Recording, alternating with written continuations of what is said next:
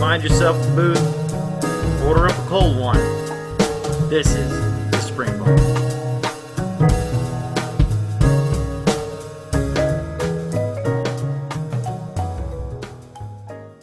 Hey everybody, welcome to the Spring Bar.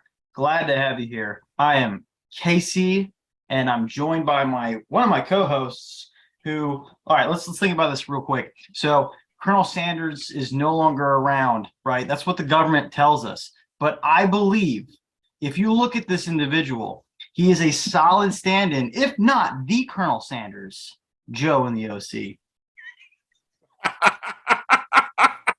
I love doing random spontaneous things. Oh, I will have to show you a picture of my Halloween costume where I was dressed as Colonel Sanders. Well, see, you know what? It's confirmed. You've never seen the two of us in the same spot. That's all I'm saying. Yeah, I mean KFC and Bulova, right? Solid guys. Something else. Some of the and then the astute watcher and longtime listener of the program will note that we are down Florida Mike this evening. He is apparently too busy to hang out with us. Too good. I mean, now I can't really throw shade because like 5 months plus a Scotland trip. I've been MIA, but I'm not offended.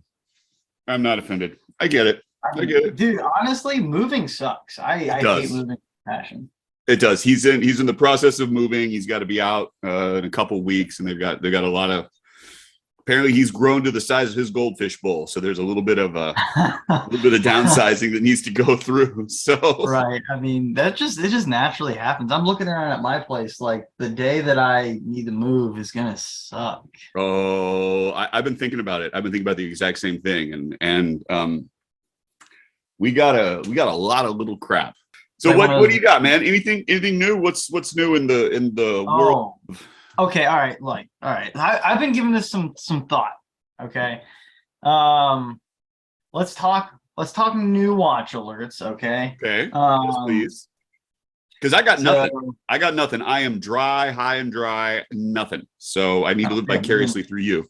You've been financially responsible. That's what's up. All right.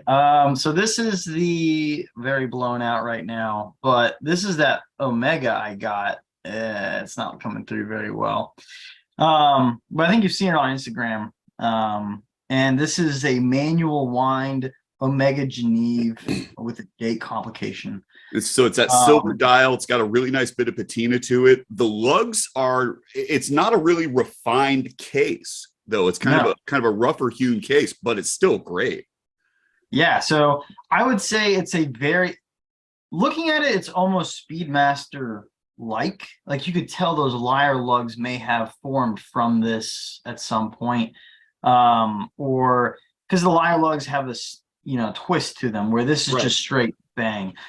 But it's got onyx dial markers, which is really cool. That dark black from the onyx is it's a really elegant package though. I mean, like as a time only watch, center seconds, date complication, manual wind, so it's slim. It's going to wear really well. Yeah, I think it's 34 mil, maybe 35.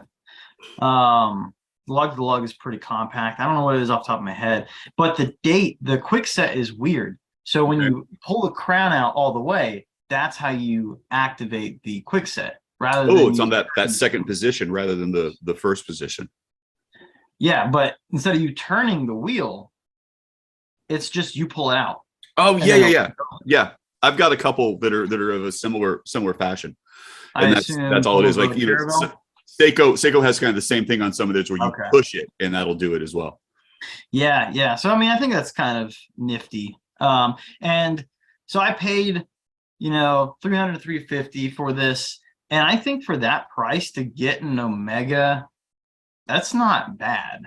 I think you did really well with that one. I'm a little jealous. I'm not gonna lie. Thank you. I think you did really well with that one. So that's kind of what I want to hear from Instagram and everyone else, is to validate my poor life choices, and that you were jealous makes me feel good. It's the simple things, man. All right, what else? All right, so this was actually a 3-watch package deal, and I I say air quotes, I had to, when I tell my wife, I had to buy 3 watches total because the eBay seller was running a discount on the primary watch I wanted, and then was going to throw in an additional 5% if you bought a total of 3 watches. So I went on there to go find their cheapest watches. So I picked out two, one of which was the Omega, and then the other one that I have not yet revealed to Instagram. This is a King Seiko. Oh, no way. I guess I let me go send you a photo of it real quick. Why the hell wouldn't I? Yeah, so I picked up a King Seiko manual wind. It's very similar to the Omega as far as color scheme goes. Wow, man. And so the way the deal worked out was I ended up getting about 17% off of the watch I actually wanted. So both. Okay, now hang on a second. Whoa. Hang on, because I need to take in this Seiko. So around the edge of the dial, is that somewhere, or is that? That's definitely where. Okay. Yeah, it's like I don't know, maybe chipping. Yeah, but even still, I mean that's a real honest watch. But yes. So what you're trying to tell me, just so I understand, what you're trying to tell me is that these 2 watches, Omega Geneve, King Seiko, those are not the watches you were trying to get. Those are the extras. That's what you're saying. Yes. Okay. And I cannot reveal the one that I actually wanted just yet. Come on, man. It's going to be 2 weeks before anybody sees this. So I suppose that's a good point. Thought I'd just drop that for you. This is a good point. Okay, yeah. So when you guys hear, you'll figure out whether or not Casey was a complete effing idiot or not. Because I bought myself, to replace the Pelagos, I bought myself Tudor Submariner. Oh! And after. Now, I immediately, day one, the package shows up, I grab it and run straight to the Rolex AD. Yeah. And I'm like, hey guys, I need you to service this. Yeah. I don't actually want them to service it. I want them to tell me if it was real or not. To see if it can be serviced there. Correct. Yes. So it didn't come with the eBay's authentication guarantee. That was stupid on my part. I probably should have looked into that. The price was very much so in the realm of too good to be true. Right. But the seller accepts returns. So anyway, yeah, I'm playing with fire here. But so Tudor has it, and I dropped it off last Monday, and it's about a 3-week turnaround on whether or not, hey, we can service it. No, we can't. It's actually the same place that that I gave the Cartier to. Okay. So that took about 2 weeks. So hopefully hopefully next week, I'll know. By latest, it's next week. It should be real. So it's like, is it taking that amount of time because of the transit? They have to ship it someplace, or is they're just that backed up so that before somebody can crack the back and say, oh yeah, this is a quartz movement, it's got to go. Dude, all right. So that is a very real, such a good question, because I don't know. Okay. And it's hit or miss with the people at this particular AD. When I dropped off the Cartier, the guy who I worked with, super cool guy, seemed like a genuine watch enthusiast, really helpful. When I drop off his sub, the guy I worked with, now I guess maybe my attire didn't look the part. I showed up in jeans. I had a grunt style t-shirt, so maybe that was kind of the off-putting part. But I was like, hey man, I need this Tudor sub serviced. And he was like, oh, okay, all right, fine. I guess we can do that. Blah, blah, blah. He's like, giving me a hard ass time about it. And then what really caught me off guard was immediately after we're done with that, I figured I'd make some more small talk and talk about the Rolexes. So why the hell not? And were you wearing that t-shirt? Were you wearing that t-shirt when you went in? Not this one. Okay, no. Just checking.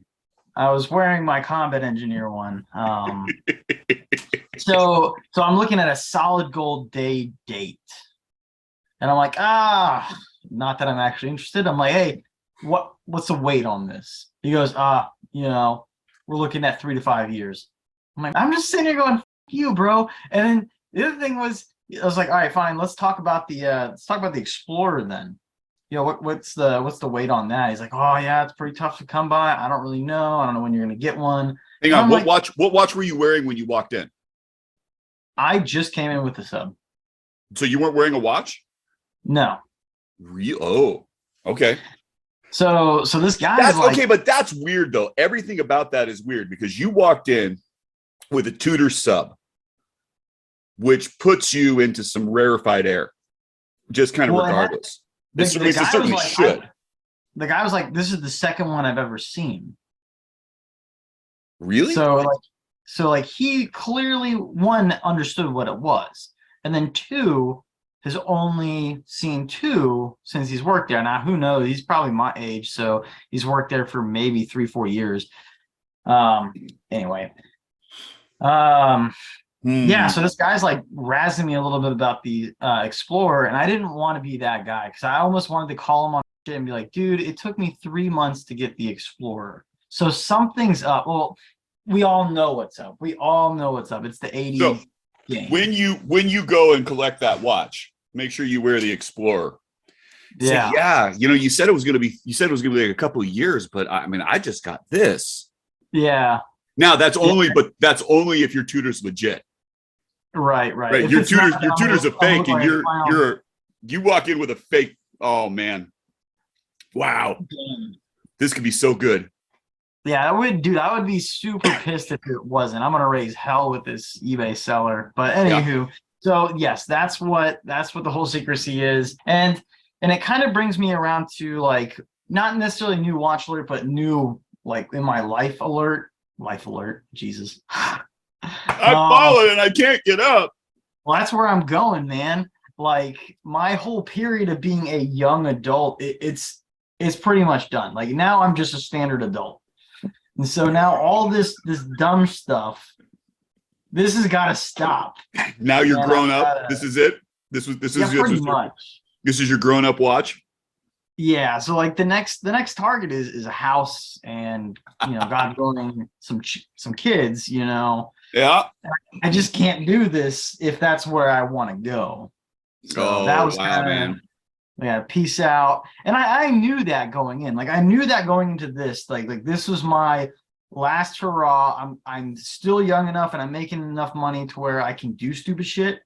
So let me be at least semi-wise about my stupid shit. Because I feel like my peers went out and bought some pretty sweet cars and trucks and stuff like that. Like that's cool. And I didn't do that. I pursued this instead. Yeah, but you may have spent just about the same amount. Right. Now, granted, when you sell, you are going to get a little bit more of that back. But all right, I'll take it. Yeah. What's in the cup? Oh man. See, looky, come on, we got it. So you don't have any new watches, huh? I got nothing, dude. I've got. Oh, that's lovely. So this is what Sierra Nevada. Yeah. Big little something IPA hitting that at 9%. Sip that sucker. Oh yeah. This is my third today. No, I've got nothing new, man. I don't even have my eye on anything. I've got a bezel insert coming for the mill ships. Whoa. You don't have your eye on anything. No, there's nothing. I don't believe nothing you. right now. That's BS. Let me see your eBay. Let me see your watch list. Oh, I've got a ton of stuff on the watch list, but none of it's real serious. Okay. I'll pull it up. I'll share it with you. So bust out my eBay, go to my watch list. What do I got? So I got some stuff.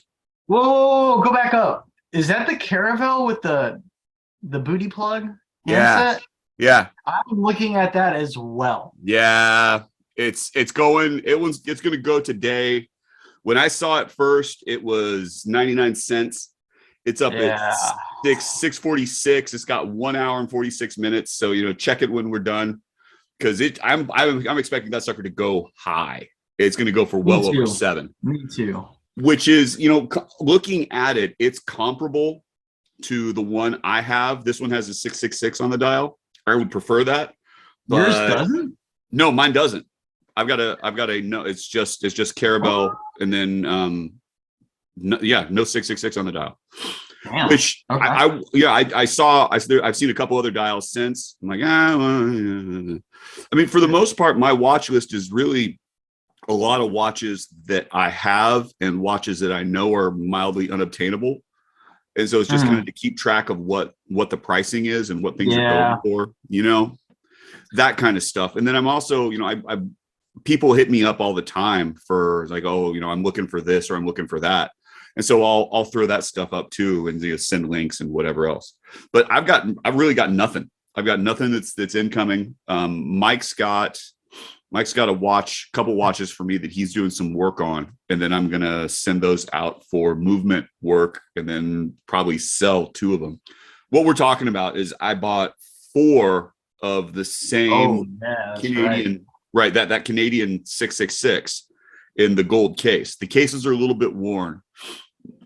Mike opened them up and he kind of assembled out of the 4. He assembled one that was sort of the best of everything, which is perfectly fine for me because it's all the same watch. But now that means I've got multiple replacement movements. So out of that, I should be able to make one that's going to be real good. And then the other ones, watch this space because they could be available sooner rather than later. And so, it works out. But even but I want to make sure that once I get it all back together, that you send out the movement in the case that it's going to go to, make sure that the rotor doesn't flop around, that there's no rubbing, that, everything fits the way that it's supposed to. So that's kind of my, I make sure that everything goes together and it all goes at the same time. So cool. So what's in the glass? I'm drinking champagne, sir, because, Sunday fun day. And what are you wearing today? What am I wearing? I'm wearing the Omega Speed Sonic in honor of today's topic. And unfortunately, I picked this one up for about $500 more than what our price range is for this topic. So I couldn't mention it for the overall running, but it's in there. Is this a quartz? It is technically not. It is technically not, because the tuning fork isn't quite exactly the same thing. So, there's a slight difference in there, without question. Battery operated. If we had phrased our criteria to battery operated, what's on the wrist then? On the wrist today, I was wearing my digit, but I changed that, and I've got on the Miller 30 joule Inca block. Real simple watch. It's a 3-hander. It's, center seconds, got a really nice sort of a gauche minute track, applied numerals, applied markers, this little bevel to it. I know absolutely nothing about this watch. There's no information on it. I think it's probably a jeweler whose name is Miller, who had a bunch of watches, and I just really like this one. It's an elegant kind of goldish case that's got a serious amount of patina to it. It's just a lot of fun. Watches like that give credence to the statement of they don't make it like they used to. Without question, man. Without question. I haven't seen anything like it. I mean, it's small. It's like a 34. And so we're talking like a real great dress watch from the 50s. That's my size, man. It is. I've got no problem with it. I think it's fantastic. Those 34 is amazing. It's a great little size. I mean, it wears well. It's incredibly legible. Everything about this package is just killer. It's just killer. I love this watch. And it's not a Bulova. So I was about to say it's a little sacrilegious. I don't know. Mostly Bulova most of the time. Yeah, then what's on tap? What's on tap today is, and this is what's really funny too, because this was his topic. Mike had a discussion with us. He's like, hey, let's, we all talked about the Lunar Pilot, Bulova chronograph, quartz chronograph. And we've discussed the pluses and minuses with that. But the fact that this is a sub $1,000 quartz chronograph that, depending upon how you use it and what you do, can get the same kind of timing of a high accuracy quartz. And that's legit. It's been verified. So the question came up: what would be other sub $1,500 to $1,000 quartz chronographs that you would like? So yeah, our topic overarchingly is alternatives to Bulova's Lunar Pilot, more so speaking to a quartz chronograph between Right. $500 and $1,000. So I'll speak for Mike since he's not here, and he brought up the Tag Heuer F1 chronograph. All right, so Casey, what's your choice? He's not here. I don't know why he chose that. I don't know what he wants to do with that. So he's listed a used offering on eBay that comes out to $955 or best offer. And I think Really? it's a good looking watch. Yeah. It's right. You know what? It's okay. But like the problem I have with a lot of the race inspired chronographs, because when you go back into the history of motorsport, right? The chronographs that they were choosing, like the Carrera, Heuer Carrera was designed for that. There were a couple of Breitlings, there was the Daytona, but they are more function over form. This one seems to be a lot more form, a lot more form over function. It doesn't. I don't know how legible that is. I don't know. I agree. Looking at it, I'm like, bro, what the fuck are these subdials? Right. And so and this was part of like when I was doing my choices, I was going through, it's like, okay, what am I looking for here? And it's really comes down to functionality to me, because like, okay, if I can't read it quick, what's the point? That I just want extra crap on the dial, because if that's the case, that is an interesting approach, because my overarching approach is more so, what is the history you have on your wrist? Interesting. Okay. Well, do you want me to go, or you want to go? Well, let's go roast Mike in his absence real quick. Let's kick off with our military options, because when I saw your suggestions, I saw it and I was like, all right, Joe's is solid, and I know of a couple others. So do you want to lead off? Well, you want to talk it through that way? Okay, we'll talk it through that way. So I made a couple of choices. The first one, because like when I'm thinking chronograph and I'm thinking quartz, my first question is durability. So I immediately started looking for military. And when I'm looking for military, first place I'm going to go is going to be Marathon, which didn't have a lot of chronograph options. They didn't have any quartz. And then I went to look for G-Shock. Also didn't have a really legible quartz chronograph in a way that I am used to using a chronograph. They've got some of their digitals that have that function. Yeah. But it's harder to manage, and you got to push through a menu, and you got to use other stuff. So there weren't subdials. I will be honest, that is why I very rarely use that function. And I have opportunities where I could be using that, mainly to time PT tests, or maybe at most time on target, time on objective. But because of that, I got to cycle through it. Right. I don't. Well, so I mean, case in point, right? I've got this Marine Star Anti-Digi chrono, and it's it's a multifunction. I didn't realize it was a chronograph until I started messing around with it this morning. I'm like, oh, there it is. And we're talking, it's the 4 o'clock and the 8 o'clock pushers, so it works the same way, but because you got to cycle through, I have to select the chrono function in order to activate that. It's like that's not going to work for me. And then it's a digital chronograph. So, when we think of chronographs, we're thinking of the traditional 2 or 3 subdial chronograph layout, right? Okay. So CWC has a chronograph. It is a quartz chrono. It has the standard pushers. It's got a 3 subdials. It's, a little bit asymmetric, where the 3 o'clock side of the case helps protect some of those pushers. It's a pretty nice watch. However, it is unavailable, which makes it therefore priceless.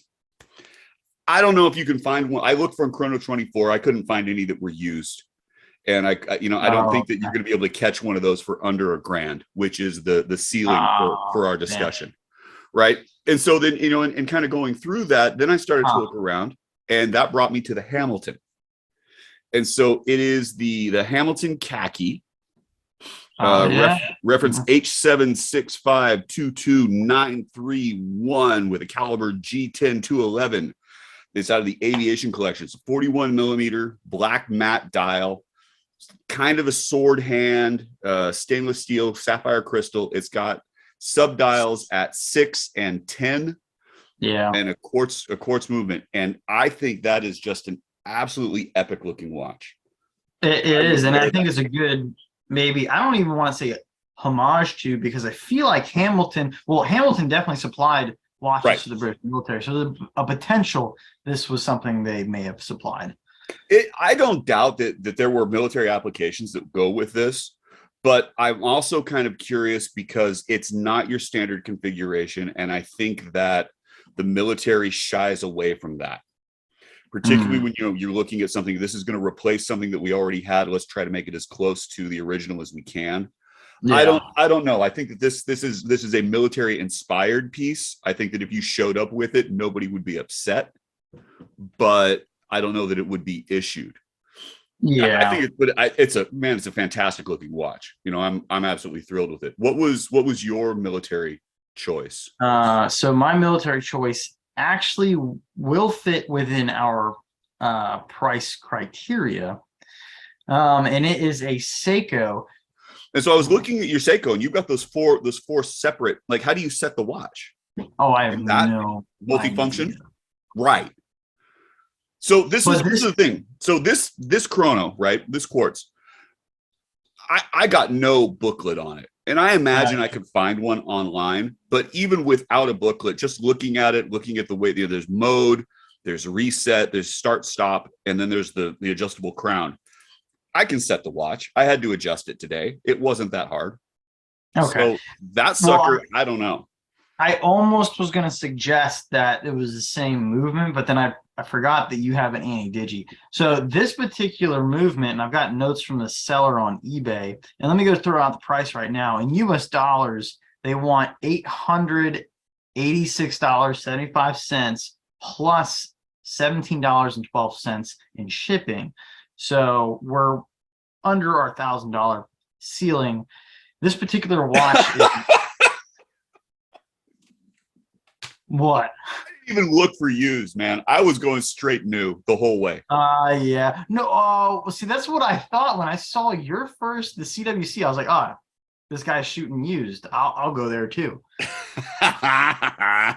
So that's what I thought you were doing. But and I think you, myself, Mike, we're all in the used space. Like, yeah, we're comfortable with buying used. So I guess if you're listening to this expecting to get some, brand new input, remember you're talking to 3 used collectors. So you are, but I think I've got you. I think I've got you, and we can have this discussion. Oh, I guess I do have a used one. Anyway, all right, so back on target here. This is a first gen for the Royal Air Force as far as their Seiko chronographs. So that was an issued piece. It was an issued watch? Correct, yes. Oh, wow. Okay, so hang on. The picture that you've got, it's on a maroon strap rather than a gray NATO. I mean, seriously, for an issued piece, MOD, come on. Well, that's why the price is so good.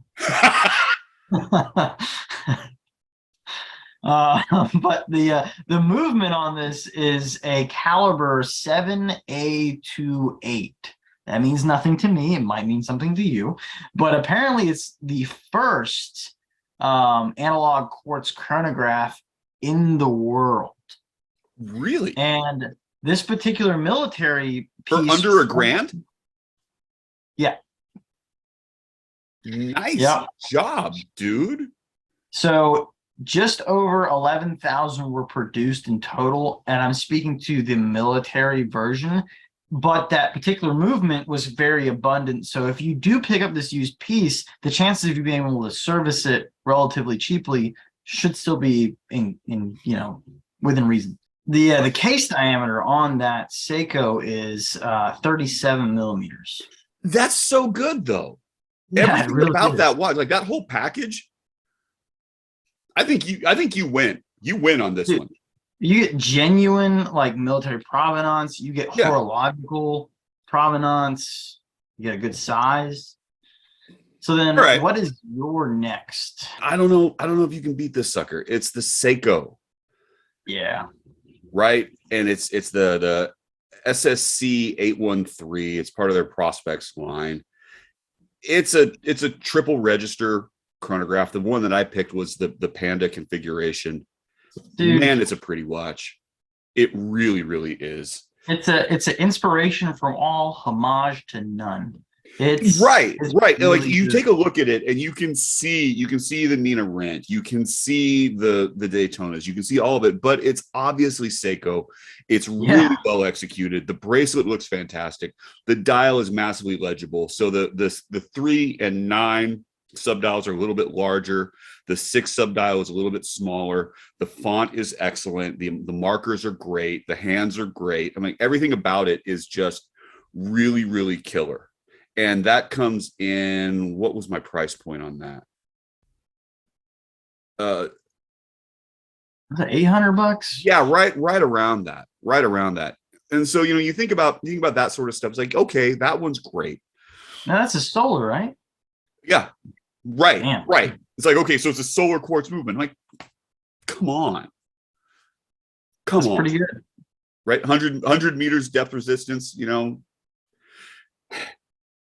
It's such a good looking watch, too. It's a really good looking watch. So all right. So my next one is a watch that I've owned and sold, and it's a quartz digital Speedmaster.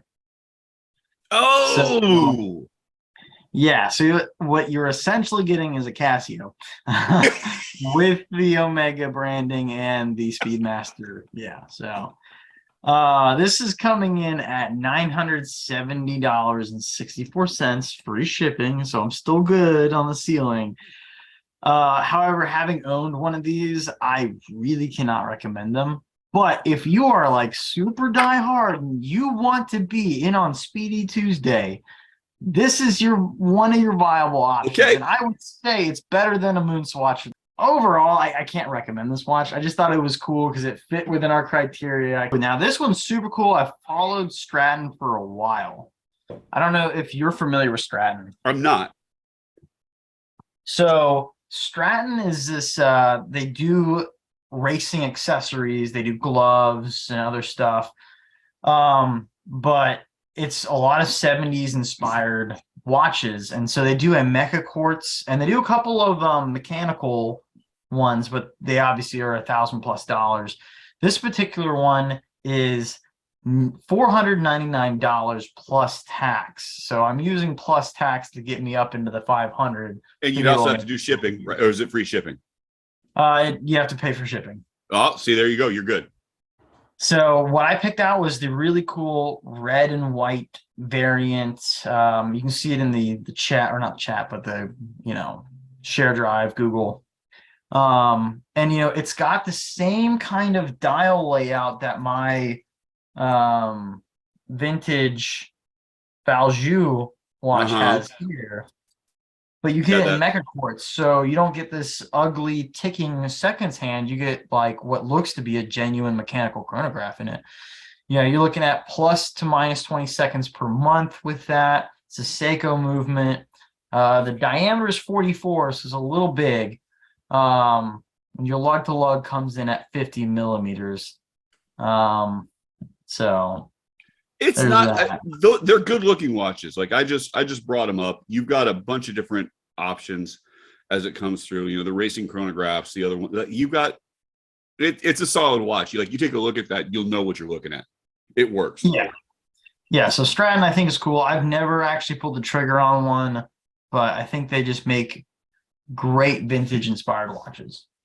So my last series is going back to some of our, my tried and true, because the Bulova surfboard is right up there. Retail is going to be a little bit under that price, but trying to find a nicer version, a couple of the other color options, you might be running into that 500 range. Another one too is the original Precisionist Wilton chronograph, which has the Precisionist movement, and it was down to like 1/100th of a second. And so when you activated the pushers, the subdial at 12 just was a blur. You couldn't see it, and you would stop it, and it would be just an amazing thing. The problem that I have with those is that they're so big compared to like vintage. And we're talking, 42, 45 millimeter. They're big watches. And the Wilton chronograph in particular was really, really tall. And I had to let it go because it just got no wrist time. So you had it. Okay. I did. And I really, really wanted to like it because I know how important the movement is going to be as we start looking at the progression of quartz movements, and the precisionist movement in particular it holds a really interesting space in the quartz movement dynamic because it's not a high accuracy quartz. And so for those of you who don't know, high accuracy quartz is qualified by having some type of thermal compensation because quartz crystals react to heat, and the thermal compensation takes care of that. The precisionist movement doesn't have that, but for the most part performs within the parameters that one would consider for high accuracy at a price point that is significantly lower. We're talking, HAQ quartz is well over $1,000, and the precisionist quartz movement is well under. So, there's a value per dollar there, and the accuracy is comparable. Your mileage particularly may vary. It's hard to say. I think that we got to do a shout out though also to Luminox, because those watches are just absolutely amazing. They're a standard for lots of military units. They're a great looking watch. They're really legible, and they glow in the dark like you wouldn't believe. And so they've got a couple of quartz chronos in that same sort of price range that fit and work really well too. So, if you're in the market, what are we saying? What's the best buy? Ooh, out of what we've presented, I would almost have to vote my first chronograph. I think you get a lot for it. That Seiko, the solar Seiko that I think Seiko might be your go-to. Yeah. So, okay, yeah. If you are not comfortable with running vintage, then absolutely do that Prospex solar powered thing. That's a killer watch. Yeah. Almost one watch collection tier. If you can... you're real close with that. I think you're real close there. I mean, looking at that watch, what is it? It's a 39 millimeter watch. Oh, geez. Right? Oh my gosh. Full stainless case. Yeah, that one's kind of hard to beat. Then if you are brave and you want to try vintage, then I would definitely recommend the RAFs. Yeah. I don't really have a reference for it, but it's a Seiko RAF quartz chronograph. Not very many. Yeah. I can't argue that one. The only issue I have with that is figuring out how the hell it works. Yeah. Oh, dude. You'll have to do a little research to figure out. It's got 4 buttons and they all do something different.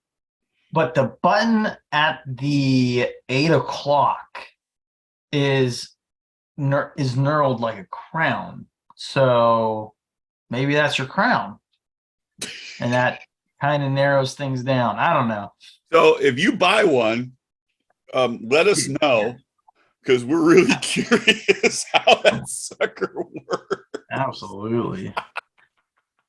We're going to roll into our last calls here. Let's roll into the last call. So your last call was the Wilton GMT, and that it's hard to beat. It's very hard to beat, with exception of the size. Now, because you brought up the Wilton chronograph, I quickly looked at it, and sure enough, that Wilton name, it extends into this. Yeah. So the same kind of hour markers and handset. And I would almost, how big is, so this thing is 43, right? Yeah, 43. I don't know if the chronograph was that big. I think it was a little bit bigger. I think it was closer to 45. Oof, yeah, it was a big watch, man. It was a big hunk on your wrist. That didn't bother me so much. It was just that it was really, really tall. Okay. Like it might have been 15, 16 millimeters tall, and it sat flush. Like the case back was completely flat. but it was the sides of the case were really tall, and then there was a sort of a box crystal on the top, flat box crystal, no dome. It's like, and I This I didn't wear it enough. wears better than that for sure. It's not I'm that sure tall. it does. I'm sure I it guess does. part of my last call would be then, yeah. So I went and got to tool around in Scotland and visited some extended family out there. Highlight of the tour was eating haggis, which I feel like most people are like, oh no, haggis is bad. I've got But everything I've heard about. I haven't had it. Everything I've heard about it, though, sounds it is completely up my alley. oh Oatmeal, yeah, check. yes, Offal, check. Savory, check. yep. Sheep stomach, So I think the that comes from traditionally how you would case the sausage, right. which is But not you the don't eat outside. the outside, right? You just kind of scoop out the middle.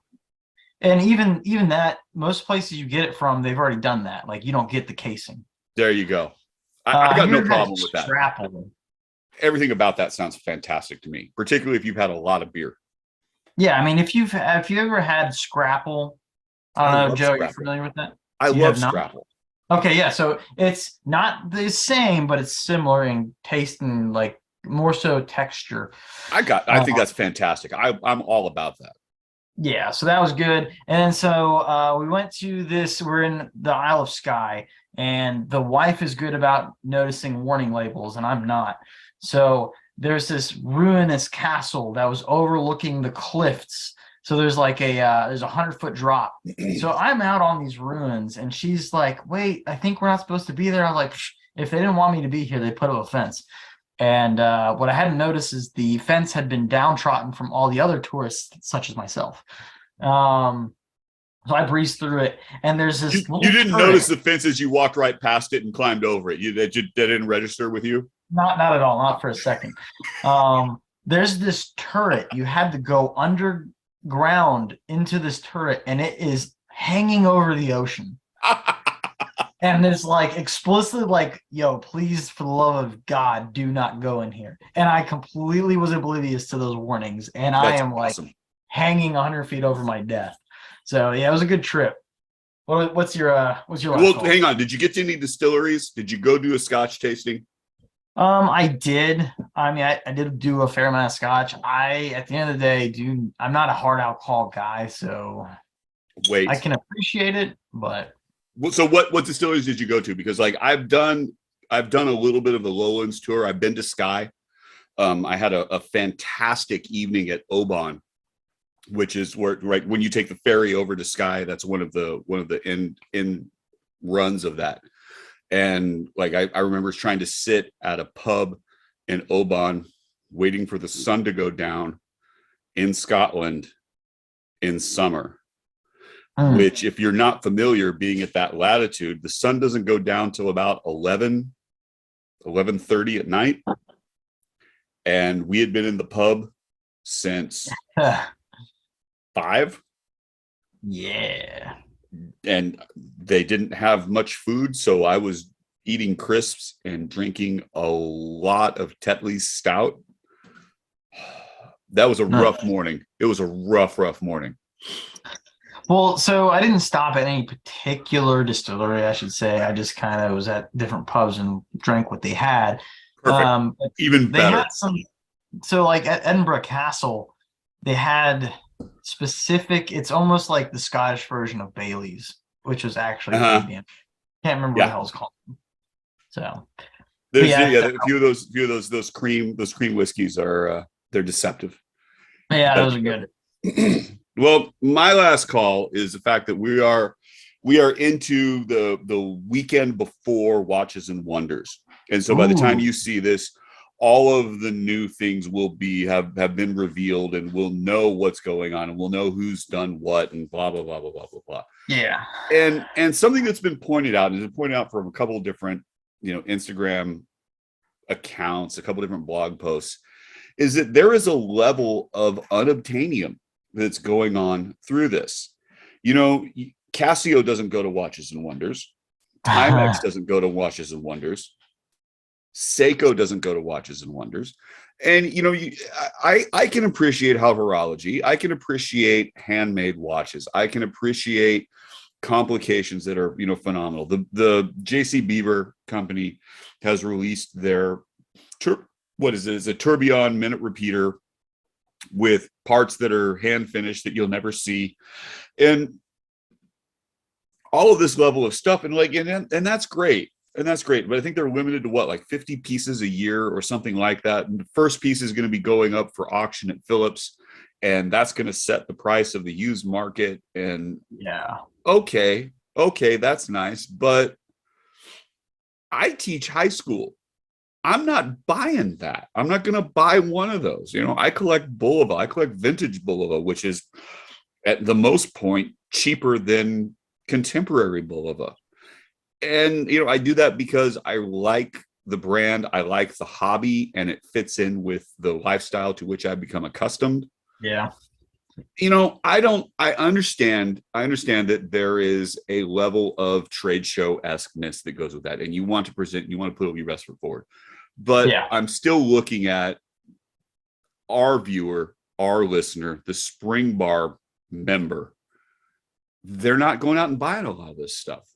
This is not within their wheelhouse. And when you're looking at the small time collector, it's not what we're looking for. You're not going to be able to get the new Rolex Yachtmaster titanium, if that's indeed what they're going to be doing. And if there's going to be a new Milgauss, you don't get that either. So I think you and Mike are I'm not going to say in the hater camp, but I'm actually kind of looking forward to Watches and Wonders. Now, what I think you and Mike are missing from the Watches and Wonders thing is the wonders aspect. You got to sit there. No. Don't. You got to sit there and go, we got to wonder, what the fuck is going on? Don't get me wrong. I am voraciously devouring all of the information that comes out. The titanium Rolexes, I think, are phenomenal. I think it's fantastic. I'm positive that those are going to be going for, as soon as they're released, they're going to be going for twice what their retail was on the secondary market, right? And that again, that sort of puts us into that space. Tudor is talking about the fact that they've got a pop-up shop that as soon as they reveal the watches, they will be for sale that day, and you'll be able to go to their pop-up shop and make that purchase. Good for them. Kudos to them. Great. That's not my watch collecting. Right. It's right up there with kind of like the Oscars. Like, I'm going to be watching that from home. I've got that on the TV. Absolutely. Yeah. It's not my world, and it's not the space that I kind of inhabit. And looking at the watch meetups that I go to, looking at some of the people that I can associate with, or I can rub elbows with at some of these watch meetups, like they're high-end Omega collectors. There's a guy that frequents one of the meetups that I go to that has already purchased the new minute repeater that Omega has. Oh, sheesh. He's got it. It hasn't come in yet. And we're talking about there's 10 made a year. He's on the list for number 4. It's like, okay, cool. We're good. And there's going to be a whole reveal meeting about that. And it comes in a box that's the size of a suitcase. And that box functions as an amplifier and blah, blah, blah, and all the things that go with that. And you know what? And that's fantastic. It's absolutely fantastic. We are pushing what horology can do. And I'm not disagreeing with that. That's just not where I think probably 90% of the collectors are at. It's where they want to be at. I want to highlight, yes, I think majority of people who listen to the Spring Bar are your Bulova Caravelle fans. They are now. Yeah, I think this is certainly a good space for Watches and Wonders. And I mean, dude, the most amazing watch I have is the Explorer. Like, that's the most unattainable watch I have. So I'm not exactly in that space either. But I mean, like you said, I'm consuming that content. I'm like, this is cool. Dude, I would love to see that titanium Rolex period. But it needs to be in a reasonable size. And I think the Yachtmaster is going to be 42. And usually, I don't want that. You know what though? But see, I'm wondering about that, because I think that like the 42, it might work. My issue with that, and because the Yachtmaster has always been one of my favorites. I don't know that I would take it over a Submariner, but it's close. right? Because you looking at the configuration, it's really, really similar. I like that. And I've always been drawn to the white gold version of that. Now, to be absolutely honest, to be transparent, Bulova makes a copy of that came out probably in the 80s or 90s. And I think they call it the Fleet Commander. And it's basically the same watch, but with a Bulova movement. And I haven't pulled the trigger on one of those because they don't show up that often. But even still. But I'm sure those show up for like $1,000, right? Probably. Because Bulova's homage to the sub, those go for like $600 to $900. I'm like, sometimes even less, depends on if it's quartz or not. You can find those for significantly less. And I've never pulled the trigger on one of those because like we've had the conversation about the homage watch. Yeah. And you and I are of an agreement that if you're looking at the homage watch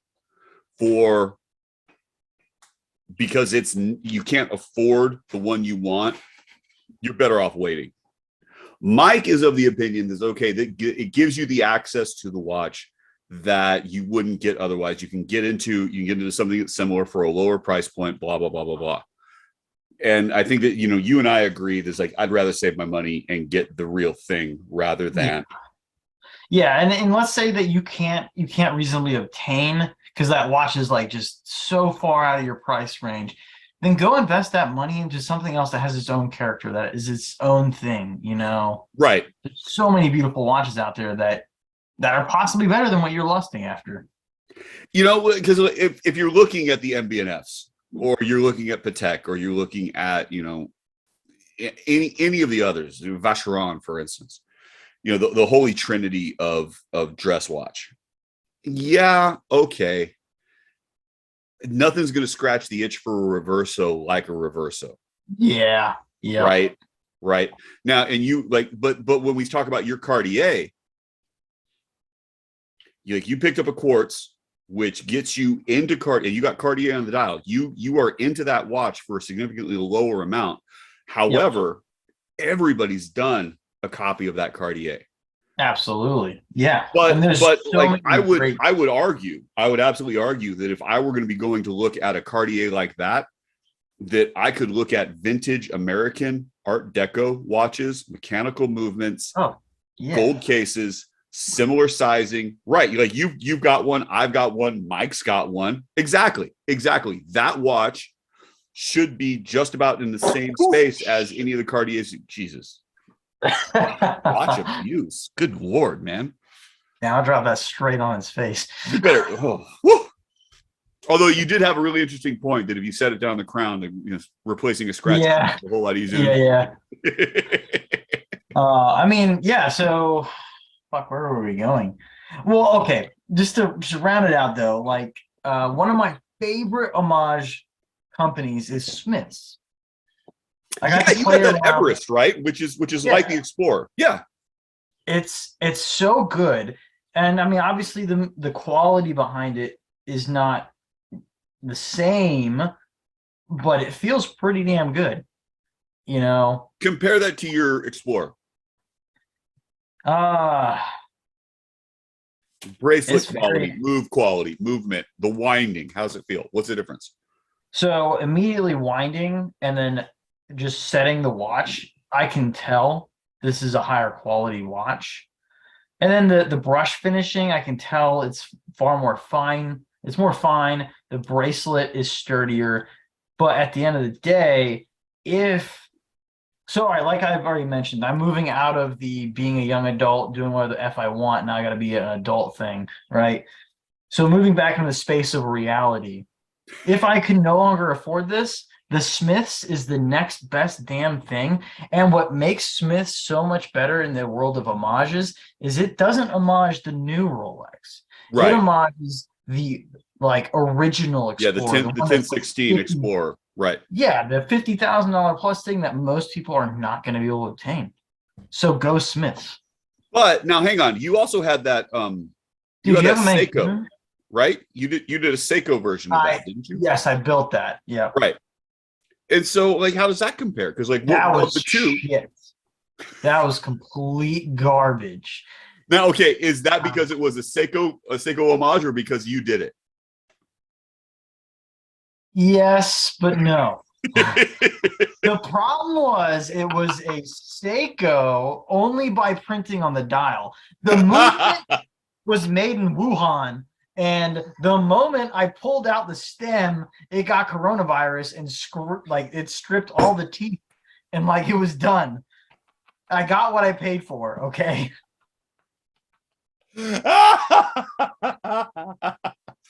So the moral of the story is if you're going to go homage, go high end. Yes, absolutely. There we go. There we go.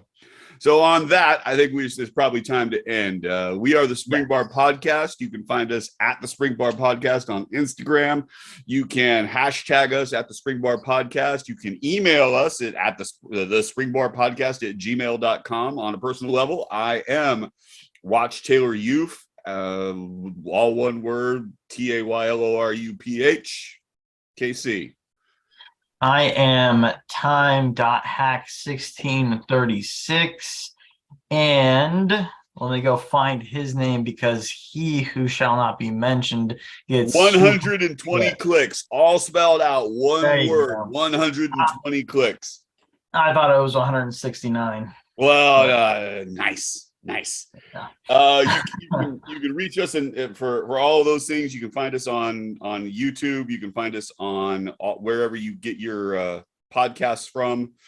We're available everywhere 24/7, looking for all sorts of interesting watch related whatevers.